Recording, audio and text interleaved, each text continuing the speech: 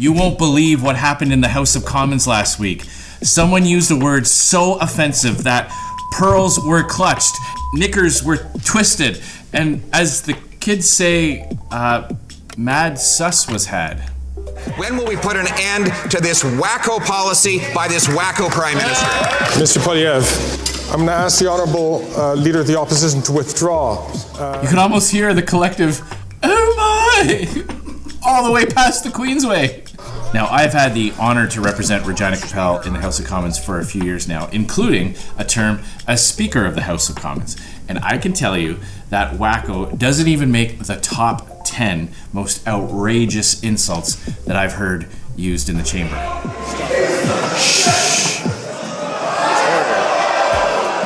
Put an end to this wacko policy by this wacko Prime Minister. The Speaker couldn't stand it and kicked the Leader of the Opposition out of the chamber. I order you to withdraw from the House and from any participation. Then the media went into great detail, using lots of ink and lots of time on television, analyzing the word wacko and whether or not it was unparliamentary and whether or not it should have been used in the debate. Would you say it's time for everyone to panic?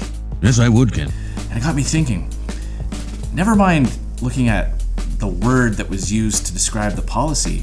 Let's take a look at the policy itself. Justin Trudeau legalized the use of hard drugs like meth, crack, and opioids in public places in British Columbia. That's the subject that was under debate that day.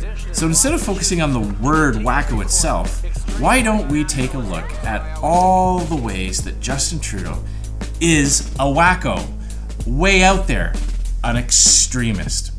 Because that's another word for wacko, isn't it? It's basically saying you're so far out there on the extreme fringes of public opinion or societal norms that you seem like a wacko. And if you've caught my video on Trudeauing, you know that one of the things that Justin Trudeau likes to do is accuse his opponents of the very thing he's guilty of himself.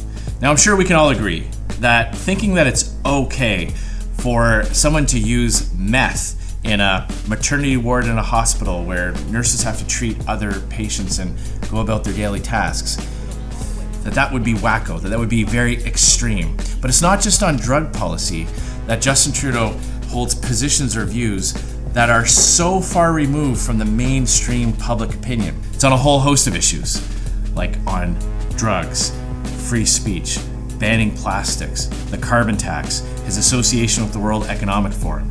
Justin Trudeau's drug policy is way out there.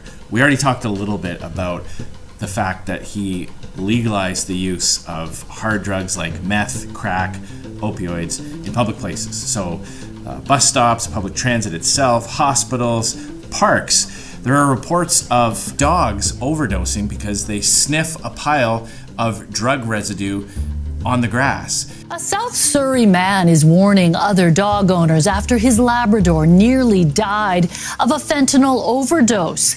The dog had to be revived with naloxone after somehow inhaling or ingesting the deadly drug while out for a walk. This did not happen in Canada before Justin Trudeau was elected, but he systematically started to put in policies that made it easier to access drugs and took away tools from law enforcement to get drug users into the programs that they need to get help and to make our community safer for law-abiding Canadians. Making it legal to use these dangerous drugs in public places was not enough for Justin Trudeau. Because he's such an extremist, he went even further. He started using taxpayers' money to buy powerful narcotics and give them to drug users. And you know what happened? Those government-funded drugs were found all across Canada. The Prince George RCMP say after a months-long investigation, it has seized over 10,000 pills, including prescription and non-prescription drugs. That's because a person who picks up drugs at a government-run consumption site often turns around and sells them to other users, takes the money, and buys even more powerful narcotics. Just take a look at the impact. BC's safe supply drugs being sold by organized crime across Canada. Quote, organized crime groups are actively involved in the redistribution of safe supply and prescription drugs. That's from the RCMP. So this extreme and radical program by Justin Trudeau has the effect of increasing the amount of dangerous drugs on our streets. That's wacko.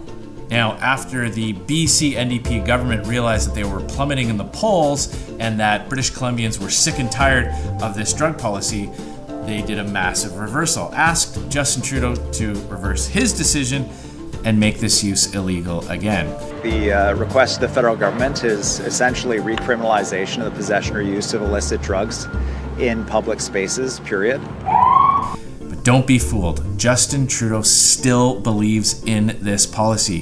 He said that decriminalization is still a tool that his government will look at in the future. Before we get into some more domestic issues, there's another point I want to make about Justin Trudeau's radical extremism, and that's his government's relation to the World Economic Forum. There's enormous opportunity and enormous potential in that realization. I could do a whole video on all the wacko ideas the World Economic Forum advocates for. All you need to know is Chrystia Freeland, Justin Trudeau's Deputy Prime Minister and Minister of Finance, sits on the board of the World Economic Forum. So let's just take a look at a few of their greatest wacko hits. Own nothing, be happy. Eating bugs. Digital currencies. 15-minute cities. The list goes on and on. These are not conspiracy theories. These are policies or proposals that the WEF has published on its own website. It's right there in black and white and full color for you to see. Nobody wants this. That's why the elites are trying to impose it top down. If they were good ideas, the people themselves would be demanding it, but they're not because they're fringe and extreme. Now, conservative policies are, in contrast to Trudeau, much more mainstream. Take crime, for example.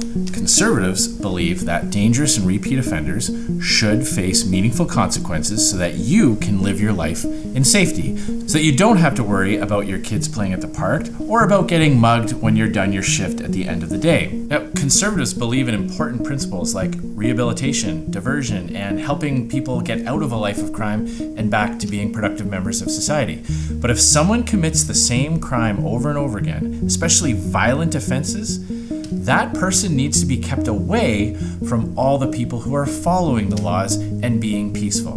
That's a very common sense, mainstream approach. But Justin Trudeau doesn't think so. Justin Trudeau actually ordered judges to grant bail, even for some of the most prolific, habitual, and violent offenders. So many crimes today are being committed by people who are out on bail. Rather than spending time in custody before their trial, they're given a free pass. It's called the Catch and Release Program. And police forces across the country have raised the alarm, saying this is a big part of the reason why there's an increase in violent crime across Canada. He opened my car door and then I tried to stop him, so I was like, hey, what are you doing? Get out, get out. Seth Packer did not get out of the car, but after strike 1, strike 2, and strike 3, he did get out of jail. He was released into the community, and it's unfortunate, but the decision isn't up to the police, only to then break and enter into somebody's home, steal their wallet, and attempt to conduct another carjacking. Packer was arrested a third time here in the 1900 block of Richardson Street Tuesday night. 3 incidents in 3 consecutive days. A total of 9 charges. And what does Justin Trudeau do in response? He doubles down and defends his radical, extremist, and wacko policy of letting violent and dangerous offenders back out on the street with easy bail.